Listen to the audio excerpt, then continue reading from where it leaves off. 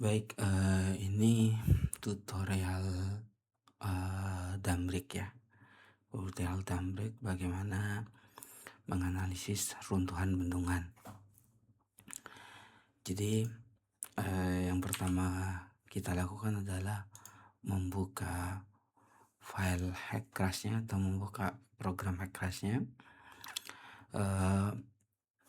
Terus kita membuat project ya, new project, file new project. Saya simpen di hack crash Dumbrik di sini ya. Crash Dumbrik, terus saya bikin satu folder lagi, misalkan model Dumbrik, model Dumbridge atau Dumbrik bisa ya, seperti itu ya. Selanjutnya di sini di bagian title kita kasih nama model misalkan.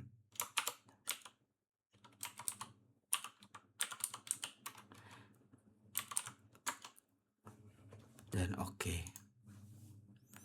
Ya, pastikan satuannya sudah dalam unit SI ya. Jadi kita gunakan unit SI karena data-data yang kita punya semuanya dalam unit SI ya. Oke, selanjutnya adalah kita masuk ke Open REST Mapper di sini.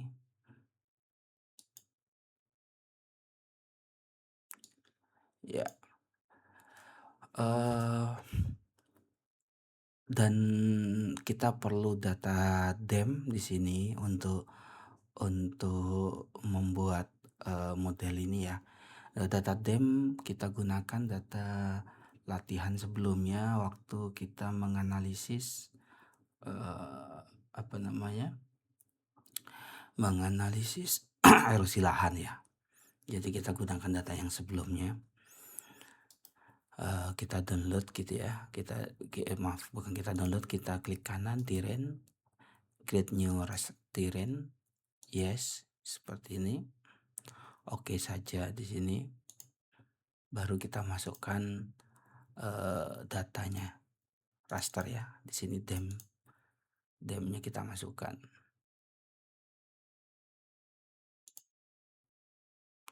Langsung create saja di sini ya.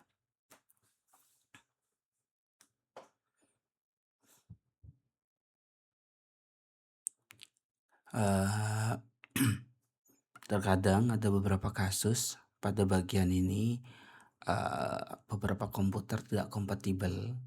Biasanya diakibatkan dari region formatnya ya, bukan titik koma biasanya kadang-kadang, tapi tidak selalu ya, tidak selalu. Beberapa kasus seperti itu yang saya temui, tapi tidak selalu. Close. Ini sudah dapatkan tirinnya ya.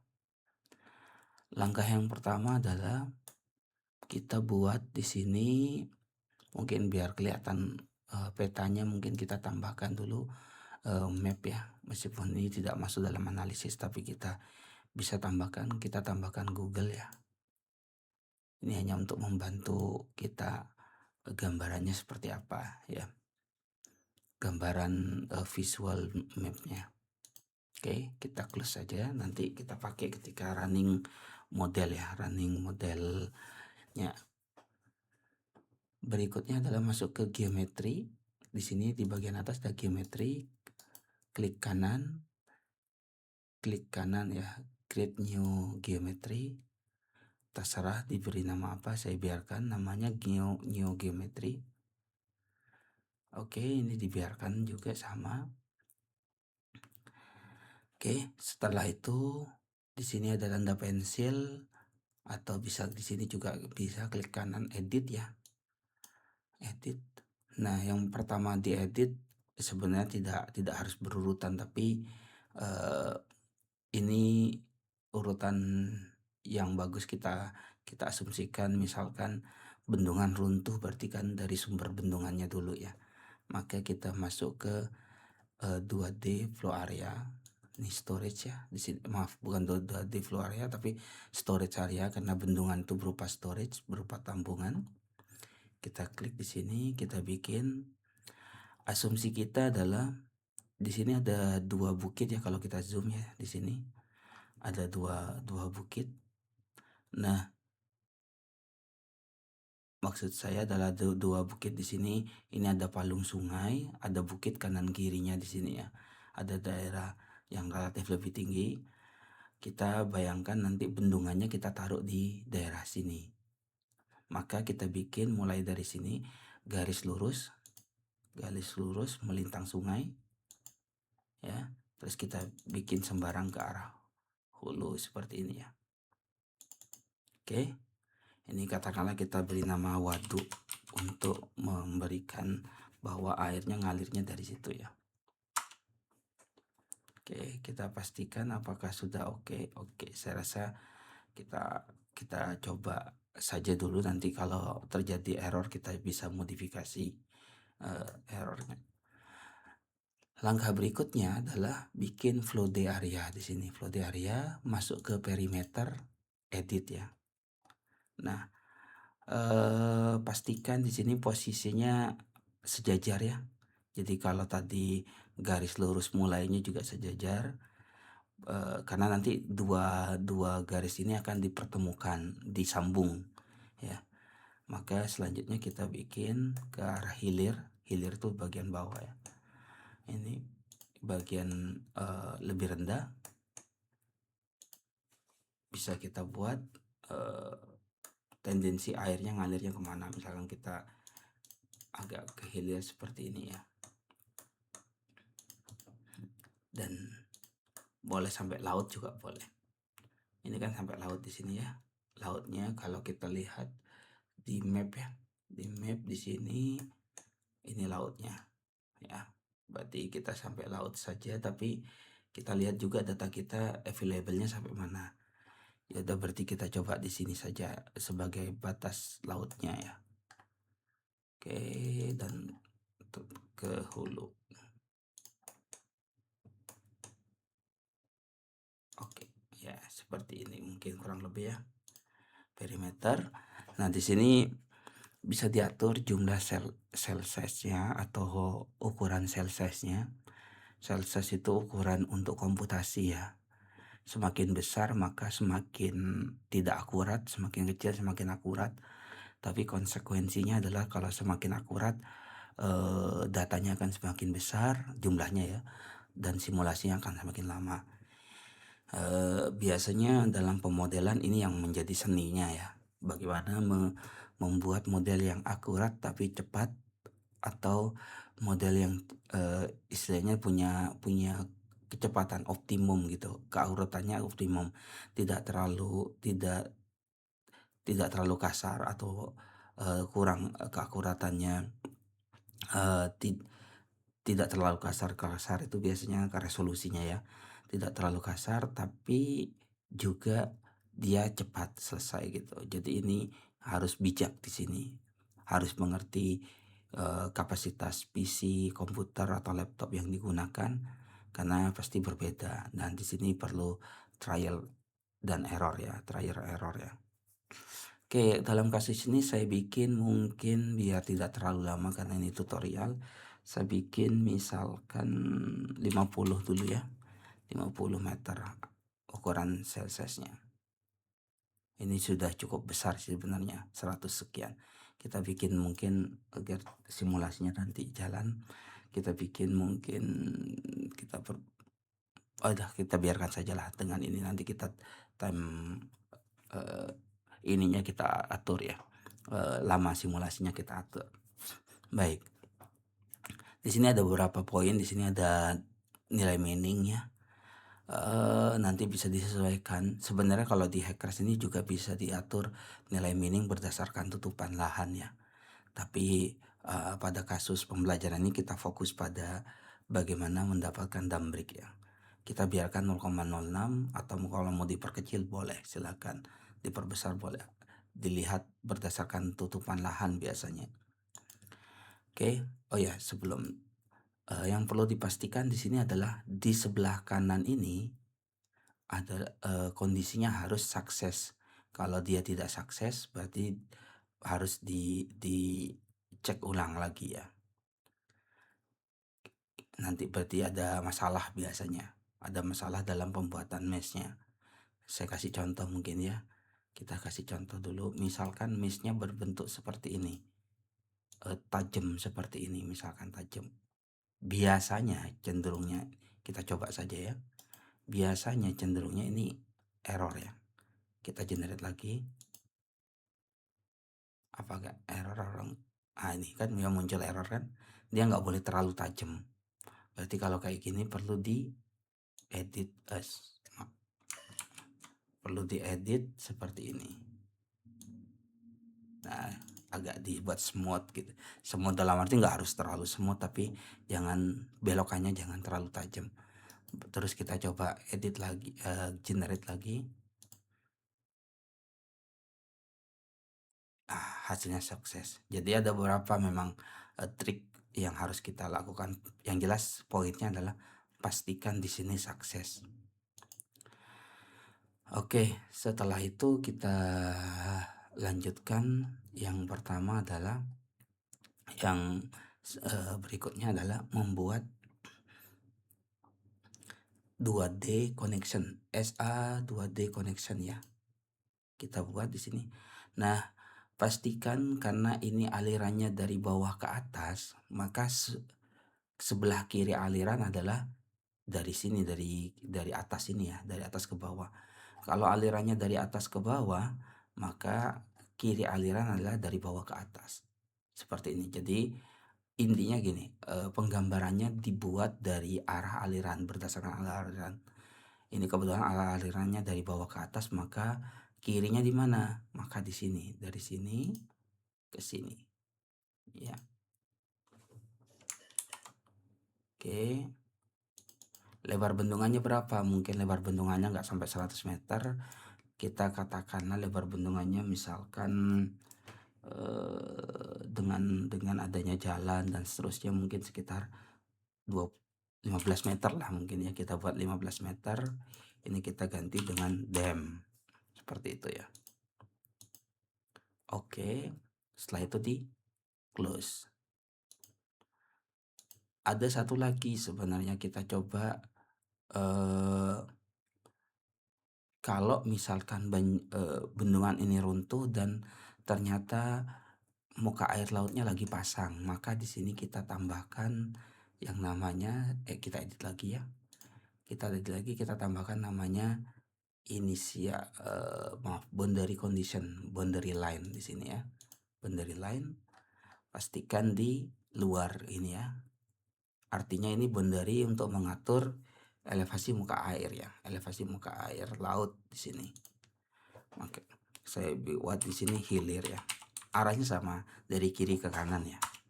Kan tendensinya adalah airnya ngalir dari bawah ke atas, maka pencatatannya juga dari kiri ke kanan di sini. Arahnya dari kiri ke kanan berarti poinnya adalah gini. Semua garis ini kita mengasumsikan menghadap ke arah aliran. Arah aliran anggap saja kita air, kita ngalirnya kemana? Nah itu arahnya. Habis itu kita kirinya adalah kiri badan kita, kanannya adalah kanan badan kita. Arah penggambarannya dari kiri ke kanan seperti itu ya. Oke, saya rasa ini sudah di bagian Rasmapper. Kita save saja dan kita close ya. Close, baru masuk ke geometric data. Geometric data karena ini masih kosong, kita file open, kita masukkan yang data yang kita buat tadi. Nah, akan muncul seperti ini ya. Oke, ada beberapa hal yang harus dilakukan. Mungkin yang pertama kita ngikutin urutan yang tadi ya. Urutan yang tadi, maka yang langkah pertama adalah masuk ke storage area. Nah, atau mungkin kita lihat di sini storage biar kita samakan dengan ini ya, dengan mungkin yang pertama kita ganti bukan storage area, saya ganti 2D ini ya, 2D. Oke.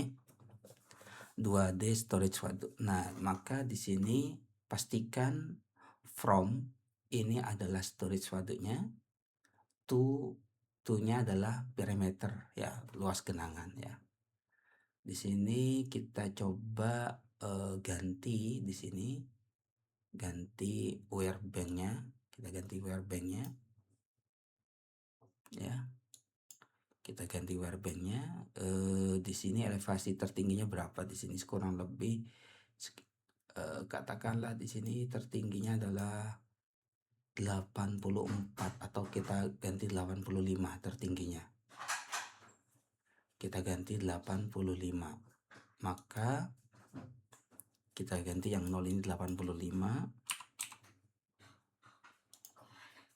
Terus kita ganti juga di sini yang paling ujung kita copy saja ke atas ya, copy atas ke nomor 2-nya 85 juga biar sama.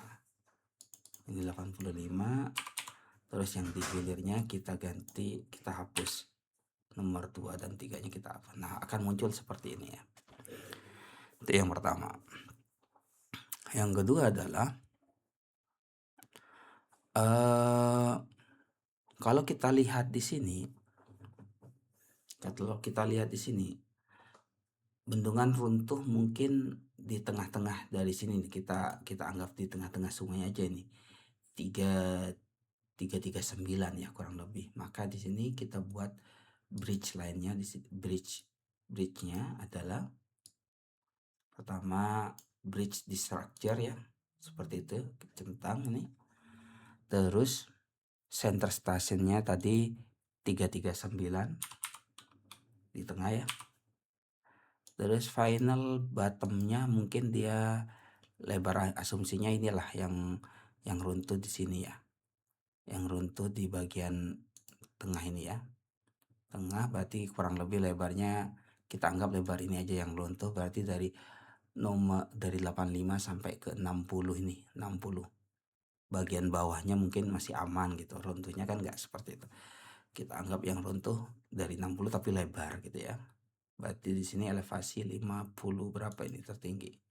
Ya sekitar 56-an ya, yang nggak ada batas tanahnya. Sebenarnya bisa dicoba lebih rendah dari itu, tapi kadang-kadang error. Sebenarnya kalau error pun sebenarnya bisa dimodifikasi nanti sih. Tapi kita coba aja dulu ya. 56 percobaan pertama sebaiknya di atas bidang tanah ini. Kita buat 56. Oke, mana tadi dam bridge-nya 56. Elevasinya final bottom 56. Terus lebar bottomnya mungkin bisa 200 sampai berapa ini? 200 sampai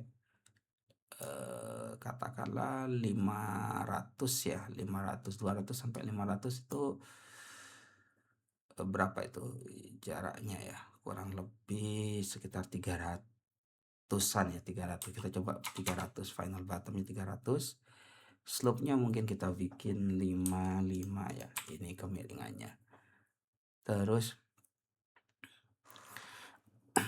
overtopping ininya adalah set time-nya adalah kita bikin set time-nya nanti ini diatur ulang, nanti kita atur simulasinya berdasarkan kejadiannya.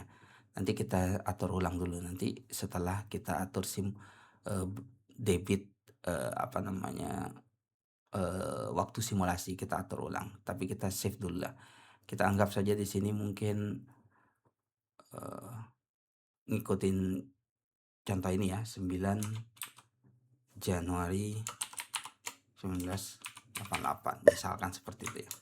Kita simpan dulu, nanti kita atur, kita balik lagi ke sini. Oke, maka seperti ini kurang lebih ya. Kurang lebih seperti ini bridge plan-nya sudah, overtopping dan seterusnya. Oke, ini kepotong ya, mungkin ada baiknya kita geser bagian tengahnya agak ke kanan lagi mungkin, biar nggak motong alur saluran alur tanah ini. Meskipun nanti saya bilang lagi, nanti kalau error kita bisa modifikasi, tapi kita menghindari error tersebut. Dan sebenarnya banyak teknik ya di sini, tapi kita untuk pembelajaran ini kita geser aja ke kanan, berarti kita buat di sini senternya jadi 400 misalkan. Kita okein saja. Apakah masih ini? Oh, terlalu ke kanan, berarti kita ganti 350. Coba. Apakah ya 355 mungkin ya, atau 51, 55 mungkin, 51, 54 oke lah mungkin ya, harusnya. Kita cek lagi. Ya lah, kurang lebih nanti kita atur lagi ya. Atau udah gitu aja, mungkin kita 56 aja, 560 aja ya. Oke, ini sudah. Ya, harusnya sudah. Oke, sudah ya. Nah, ini masih nanti kita balik lagi ke sini soalnya. Oke, setelah itu kita save. Kita save dulu ya ininya, save. Nah, langkah berikutnya adalah masuk ke waduk ini. Waduknya langsung aja di sini waduk. Tadi elevasi tertingginya kan 85 ya. Elevasi tertingginya 85. Kita ganti di sini elevasi 85 ya. Nah, waduk ini diisi dengan apa? Dengan lengkung kapasitas yang kita punya, kita bikin di tugas sebelumnya. Katakan lengkung kapasitasnya misalkan 50 juta misal, atau katakanlah biar besar gitu bendungannya, khawatir ini 100 juta misalkan, 100 juta berarti di sini diisinya adalah 100.000. Kenapa? Karena di sini sudah ada 10 pangkat 1000 meter kubik ya, kurang lebih seperti ini. Ini lengkung kapasitasnya harusnya bentuknya lengkung ya, seperti itu ya. Oke. Dah, ini sudah. Tadi dam bridge-nya nanti ada yang belum kita ganti ya tadi ya, dam bridge-nya mungkin saya lupa tadi, bridge di sini. Terus bridge progression-nya kita ganti sin aja ya, sinus ya. Seperti ini biar bentuknya kayak rapi gitu proses keruntuhannya ya. Oh ya, bridge formation-nya kita buat 1 jam saja. Atau lebih cepat juga boleh, bisa lebih lambat boleh, tergantung proses bagaimana dia runtuh. Balik lagi, ini tergantung karakteristik dari bendungannya. Oke, ini sudah tahap pertama. Tahap kedua adalah setelah ini kita masuk ke steady flow ya. Nah, tadi saya bilang hilir itu muka air lautnya. Sebentarnya kita coba dulu ya. Kita masuk lagi ke data tirinnya, elevasinya berada di elevasi dasarnya -3. Tebingnya adalah sekitar -0, sekian ya. Oke lah, kita anggap elevasi mukanya lagi pasang, berarti sekitar di mungkin kalau pasang kita lihat di ininya. Oke, gak mungkin melimpas dari sini ya. Kita asumsikan saja di sini -0,5 ya pasangnya, misalkan seperti itu ya. Tapi data ini kalau di lapangan itu ada data pasang surut ya, ada data pasang surut. Tapi untuk kasus ini kita buat konstan 0,5. Oke, berarti di sini kita ganti banderinya, ganti dengan stage hidrograph diganti dengan -0,5 ya. Kita bikin yang banyak di sini, copy paste saja, copy paste.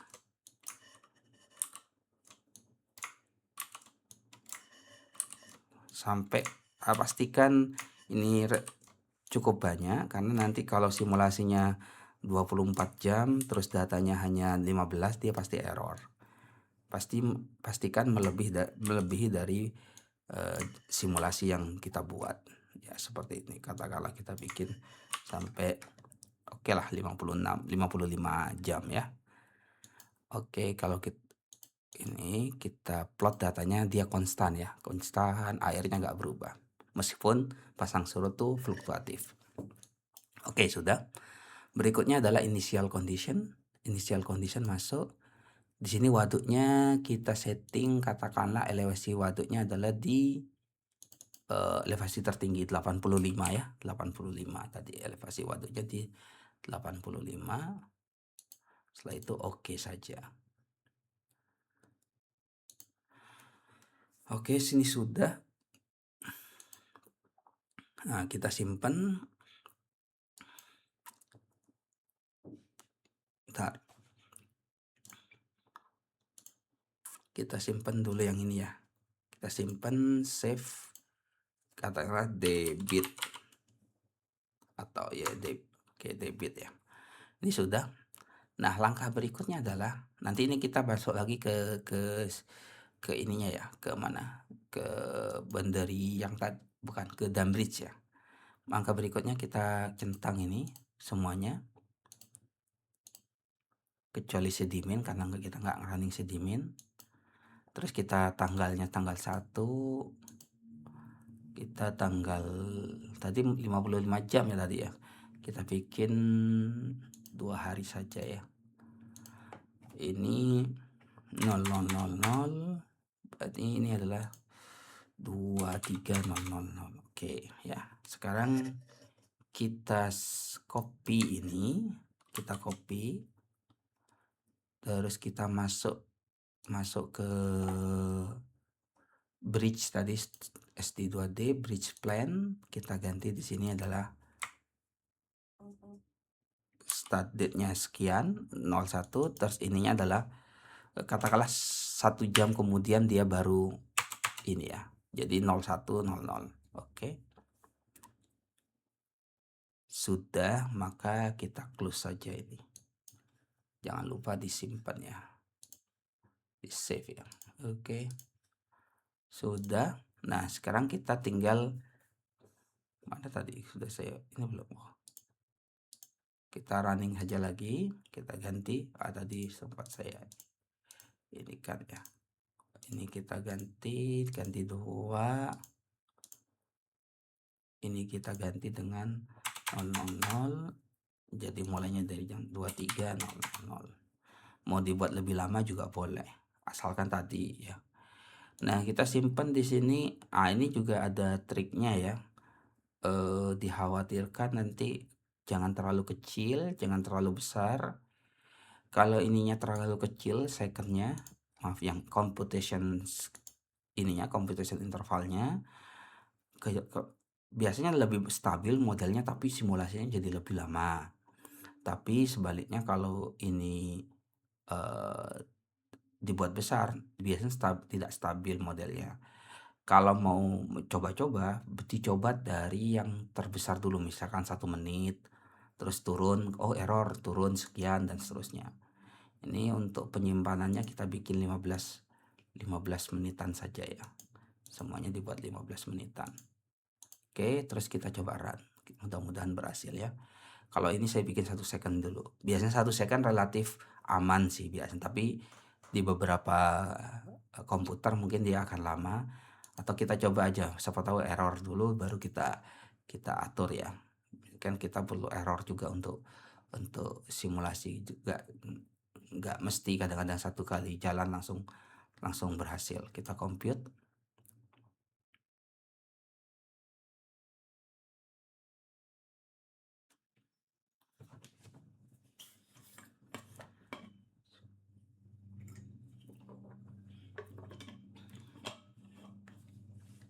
Ya, ini biasanya prosesnya akan lama ya. Tergantung ininya. Ada sebagian yang aman, lancar gitu ya, ada sebagian yang lama tiba-tiba error gitu ya. Maka ya ada seninya lah ketika kita melakukan model "seni" tanda kutip ya, ada tantangannya dalam pemodelan, nggak 100% akan jalan dengan baik ya, seperti itu. Oke, ini masih tadi itu prosesnya masih ini ya, masih proses bagaimana, apa namanya, bagaimana data. Oh, ini masih jalan nih, oke jalan. Oke, kita lihat aja hasilnya. Apakah ini sudah mulai drum break ya, break at dam jam 1, proses drum breaknya sekitar 1 jam kan harusnya. Kita lihat apakah dia punya hasil atau enggak. Tentunya ini saya buat 10 second ya. 10 second kadang-kadang modelnya jalan, hanya saja hidrografnya jadi nggak stabil, ada juga seperti itu. Maka harus dicoba-coba. Ini kayaknya saya kelamaan dah. Mungkin biar tidak terlalu lama saya stop dulu ini ya. Sorry, maaf, saya stop. Saya ganti di sini adalah 00 juga ya, biar nggak terlalu lama, jadi cuma 24 jam lah. Kalau nunggu 48 jam kan lumayan lama. Oke, jadi sambil nunggu, jadi ini kurang lebih ya hasilnya, nanti akan mendapatkan hasil. Kita tunggu dulu ya. Saya mungkin pause dulu videonya biar nunggu.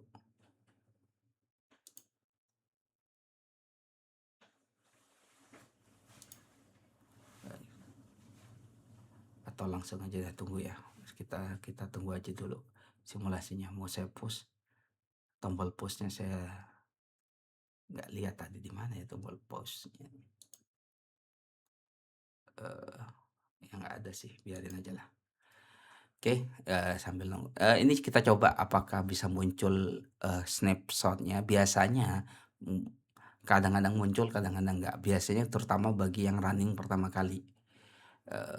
Tapi kita coba ya, mudah-mudahan muncul ya snapshot. Apakah ini versi terbaru di Hackcrash ya, jadi mungkin versi ini bisa muncul ya. Snapshot tujuannya adalah mengambil data di tengah-tengah simulasi. Kita coba buka datanya, bisa dibuka di sini di Rasmapper ya. Kita coba lihat hasilnya. Oh, belum muncul kan di sini. Biasanya muncul di sini, ada muncul hasil. Ternyata belum muncul. Berarti kita harus tunggu selesai dulu di sini. Dalam kasus ini, ya udah kita tunggu beberapa saat lagi ya. Di sini sekitar seperempat jalan lah ya.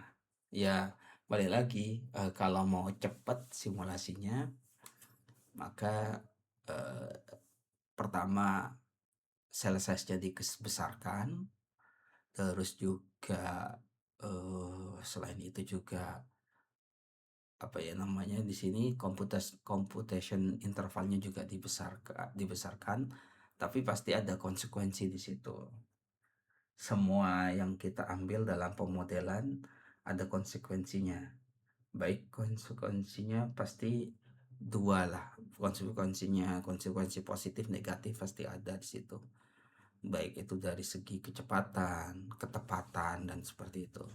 Jadi yang bisa diambil itu ada apa namanya, kalau kita ini kan, kalau kita mau mencari ketepatan atau keakuratan, pasti yang dikorbankan adalah kecepatannya. Kalau sebaliknya, kalau kita mau nyari kecepatan, berarti ketepatan dan keakuratannya dikorbankan. Itu biasanya dalam pemodelan. Meskipun sebenarnya itu juga bisa kita minimalisir sekarang saat ini ya. Saat ini kita bisa lakukan dengan meningkatkan kapasitas komputer misalkan, tapi itu juga tidak membantu banyak karena tergantung seberapa kompleks pemodelannya. Tapi sebenarnya bisa juga kita bangun yang namanya apa namanya, machine learning gitu ya, machine learning. Jadi kita bikin simulasi yang banyak dengan karakteristik yang database yang banyak gitu ya. Terus kita lakukan pengambilan, oh ini karakteristiknya hujannya atau, banjirnya seperti ini, maka cocoknya dengan genangan yang mana. Nah, itu bisa dilakukan, tapi tidak seakurat kalau kita lakukan dari awal.